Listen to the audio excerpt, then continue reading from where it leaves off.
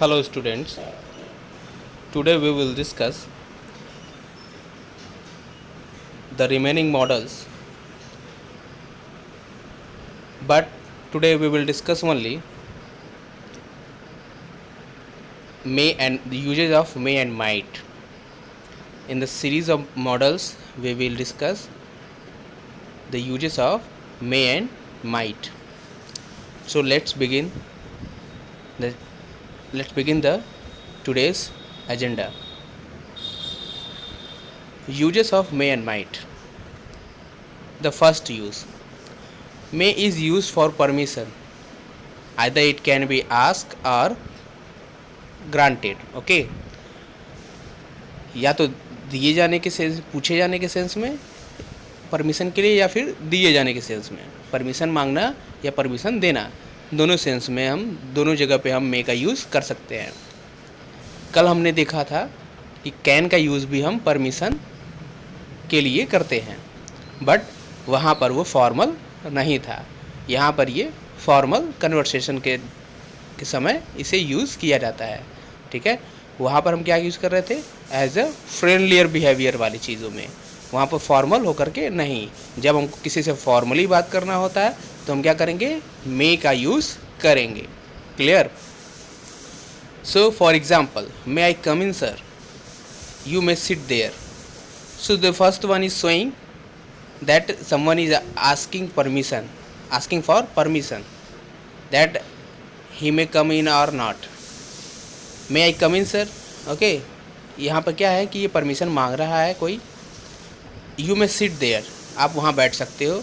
ये क्या है, ये परमिशन ग्रांट किया जा रहा है। ठीक है, अब दोनों में डिफरेंस क्या है, देखो यहाँ पर यू कैन सिट देयर ये भी बोल सकते थे, यू मे सिट देयर ये भी बोल सकते थे, but you may sit there is just a formal way of giving और granting permission. Okay, and you can sit there is a general sense of granting permission. Okay, वहाँ पर बहुत ज़्यादा मतलब जेंटलनेस और फॉर्मलनेस नहीं होती, फॉर्मेलिटी नहीं होती है। ठीक है, तो हम क्या करते हैं, जब भी हमें फॉर्मेलिटी करनी हो या फॉर्मल तरीके से हमको बात करनी हो तो हम क्या करेंगे, मे का यूज़ करेंगे। Clear? Now second use, we use may and might both. You can use may and might both to talk about possibility in the present और फ्यूचर। ओके, सो हम मे और माइट का यूज़ पॉसिबिलिटीज़ के लिए कर सकते हैं। कल हमने देखा था कुड का यूज़ भी हम पॉसिबिलिटी के लिए कर सकते हैं, बट वो जो कुड होगा, कुड के लिए जो पॉसिबिलिटी होगी उसको मैंने बताया था कि उसका क्या होगा, उसकी पॉसिबिलिटी बहुत कम होती है। ठीक है, माइट से भी ज़्यादा कम। ठीक, तो वहाँ पर हम मतलब उसके ना के होने के बराबर होती है, उसके चांसेस कम होते हैं। सो यहाँ देखिए, यहाँ पर मे और माइट का यूज़ समझेंगे तो मे का यूज़, ठीक है, एक स्ट्रॉन्ग पॉसिबिलिटीज़ के लिए करते हैं। मे का यूज स्ट्रॉन्ग पॉसिबिलिटीज़ के लिए करते हैं। मीन्स अगर हमें क्लियर हो, ठीक है, कि ये चीज़ें हो सकती हैं, डेफिनेटली हो सकती हैं, उसकी पॉसिबिलिटीज़ ज़्यादा हो तो हम मे का यूज़ करेंगे। अदरवाइज़ हम माइट का यूज़ करेंगे। माइट का यूज़ जो है क्या होता है, माइट जो है मे से लेस पॉसिबिलिटी शो करता है, मतलब उसे स्मॉल डिग्री की पॉसिबिलिटी शो करता है, और कुड जो होता है वो माइट से भी ज़्यादा स्मॉल डिग्री की पॉसिबिलिटी शो करता है। For examples, he may be at home now. कल हमने देखा था इसी एग्जाम्पल को कि he could be at home now. ठीक है, बट वहाँ पर क्या था, उसकी पॉसिबिलिटीज़ ना के बराबर थी। ठीक है, कोई क्लियरेंस नहीं था। यहाँ पर जब हम कह रहे हैं he may be at home now, it means it should be there. ठीक है, कि उसे वहाँ होना चाहिए, उसकी पॉसिबिलिटी ज़्यादा है कि वो वहाँ हो सकता है। मीन्स अगर सपोज़ मैं एक कंडीशन की तरह समझाऊँ कि अगर कोई डेली 8 बजे घर आ जाता है, ठीक है, तो इसका मतलब हम कह सकते हैं 8 बजे कि उसे उसके घर पर होना चाहिए। हो सकता है वो कि 8 बजे अपने घर पे हो, बट हो सकता है कि कुछ पॉसिबिलिटीज़ ऐसी बन जाएं जिसके वजह से हाँ वो इंसान ना घर पे ना पहुंच सका हो, तो ये इसमें थोड़ी सी डाउटफुल रह जाता है, बट उसकी पॉसिबिलिटी मैक्सिमम होती है कि वो घर पर हो सकता है। ठीक है, तो इस केस में हम क्या करते हैं, मे का यूज़ करते हैं। बट माइट का यूज़ कब करेंगे, जब वो कभी 8 बजे आता हो, कभी 9 बजे आता हो। ठीक है, कभी वो 8 बजे आता हो, कभी 9 बजे आता हो। तो अगर हम 8:30 के बीच में अगर हम पॉसिबिलिटी कर रहे हैं, पॉसिबिलिटी में बता रहे हैं कि he might be at home now, तो इस केस में क्या हो सकता है कि वो आ भी चुका होता सकता है, नहीं भी। तो इसमें 50-50 के रेशियो में हम डाउट होता है हमारा। 50% हम डाउट में होते हैं, 50% हमारी सर्टेनिटी होती है। क्लियर। और जो कुड यूज़ होता है, अगर हमने कह दिया he could be at home now, तो इस केस में क्या है, इट्स डेफिनिट कि वो उसके होने के चांसेस बहुत कम होंगे, ठीक है, लेकिन हो सकता है कि वो जल्दी आ गया हो। तो इस केस में भी हम क्या करते हैं कि देखिए, पहले मे में हम स्ट्रॉन्ग पॉसिबिलिटी कि हमें कन्फर्मेशन होती है, मतलब 70-80% हमको मतलब डिसाइड होता है कि वो होगा ही होगा, ठीक है। लेकिन जब 70-80% ना डिसाइड हो कि वो होगा घर पे, ठीक है, तब हम क्या करते हैं, कुड का यूज़ कर देंगे।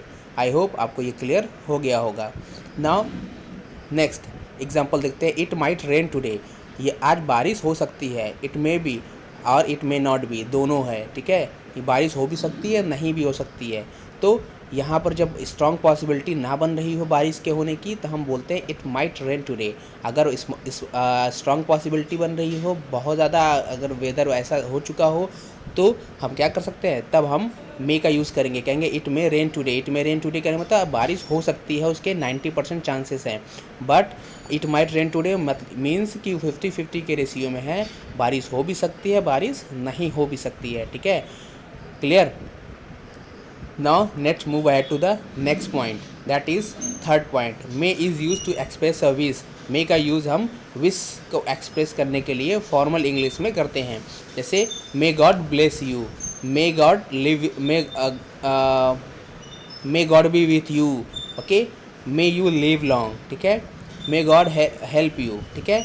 तो ये सारी की सारी चीज़ें क्या हैं, विशेष हैं। ये हमारी विशेष हैं जो हम गॉड से करते हैं कि वो आपको ये सारी चीज़ें, ये सारी विशेष आपको प्रोवाइड कराए हमारी, ठीक है।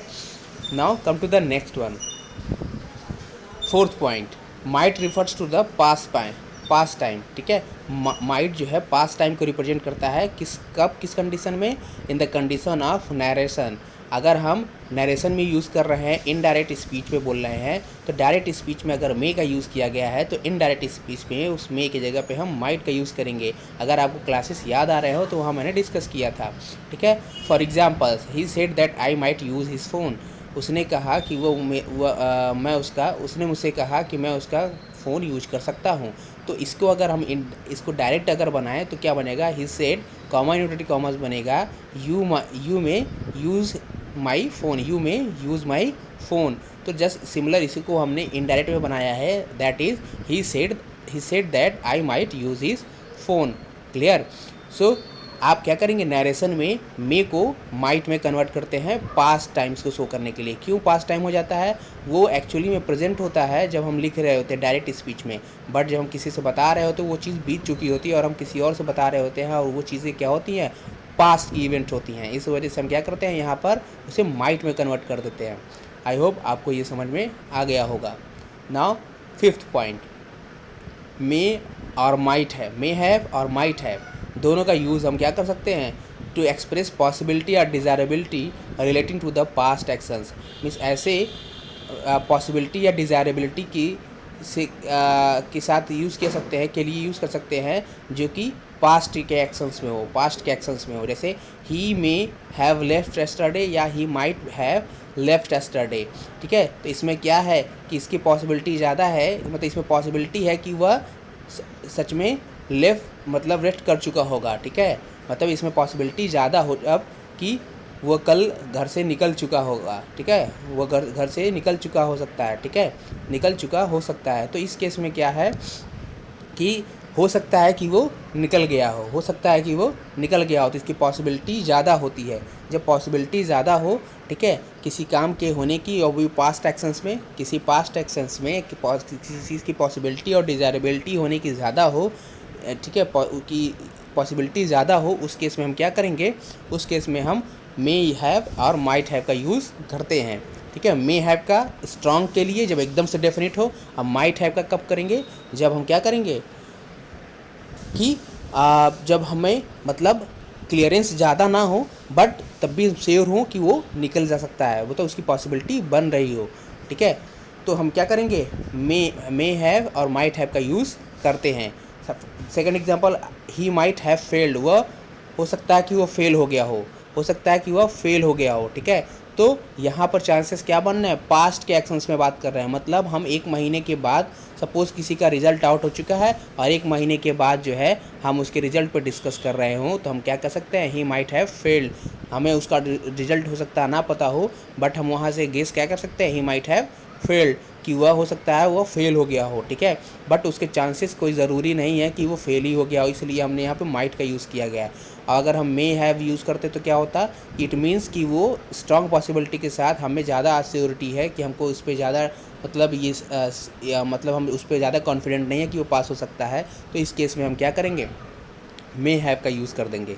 क्लियर।